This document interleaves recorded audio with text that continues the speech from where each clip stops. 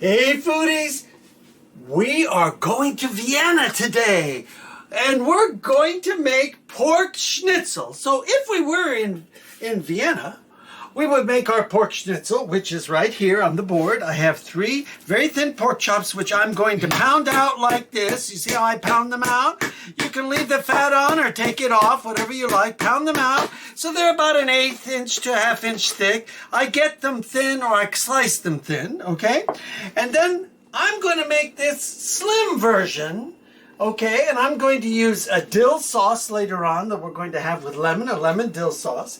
And I am going to make these in the air fryer. So I'm going to air fry our schnitzel, our pork schnitzel, okay? And I am using today, here's our regular egg. We have egg. But I'm using today, this is what we call panko, okay? And I've seasoned our panko with some salt, some paprika, a little pepper. That's basically what this is. Very simple dish, very simple dish. And you know, you remember the song, la da da da da da, schnitzel and noodles, da da da da da da, schnitzel and noodles.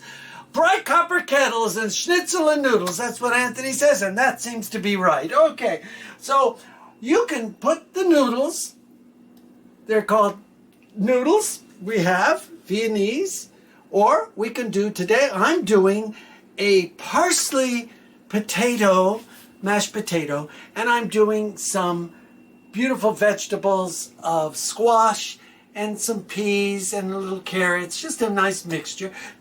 If you want to go to Vienna and you'll have it with a warm sour cream sauce. I'm doing it with and I'll show it to you if Anthony backs up, I'm going to bring it out. I have made a beautiful dill sauce here with lemon, and I've used some mayonnaise. There we go.